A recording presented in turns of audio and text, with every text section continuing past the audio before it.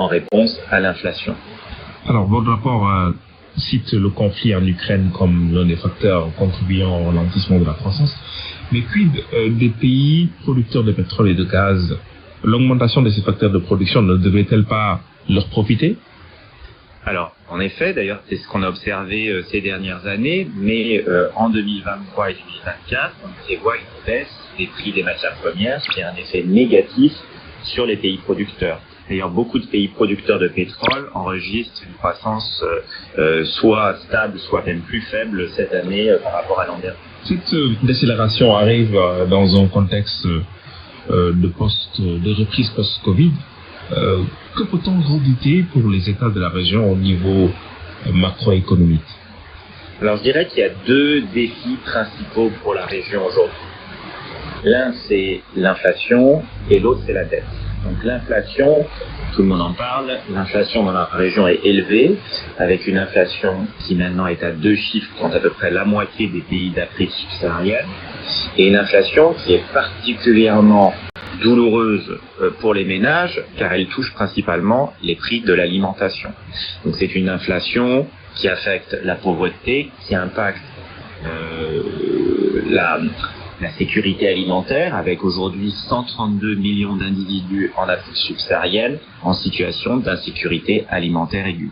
Donc ça, c'est le premier problème, je dirais l'inflation élevée. Le deuxième défi pour la région, c'est le niveau de la dette qui a augmenté significativement sur la dernière décennie, avec un ratio de dette sur PIB qui a doublé sur la dernière décennie, et une dette qui est devenue aussi plus coûteuse, avec un recours des États de plus en plus récurrent au marché, alors qu'auparavant, évidemment, les États d'Afrique subsaharienne, traditionnellement, avaient plutôt recours aux bailleurs et à des prêts concessionnels. Ce recours davantage aux marchés domestiques et aux marchés internationaux a renchéri le coût de la dette.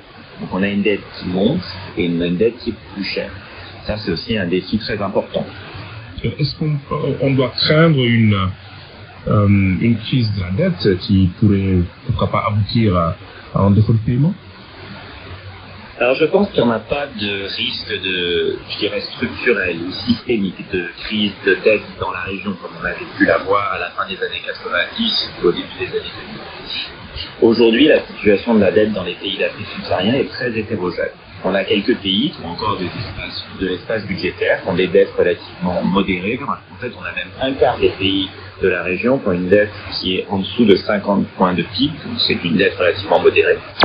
Ensuite, on a une grande majorité de pays où les problèmes de dette existent, mais sont gérables, je dirais, avec si les pays continuent de s'engager à réduire les déficits.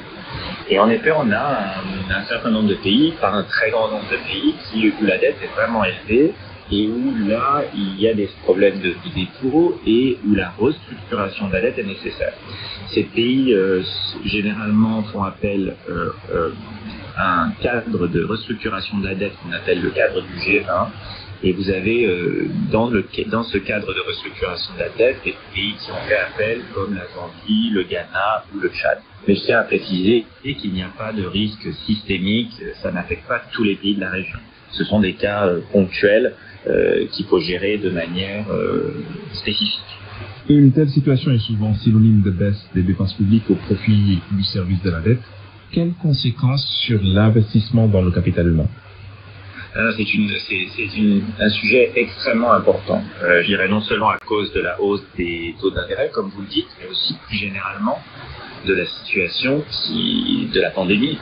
Lors de la pandémie, il y a eu un impact extrêmement fort sur le système éducatif des pays africains.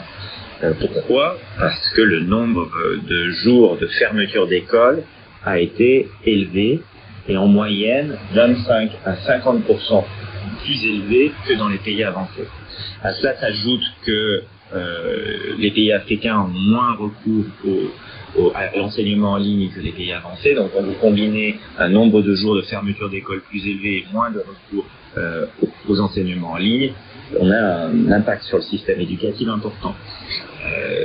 Vous savez, dans les 15 prochaines années,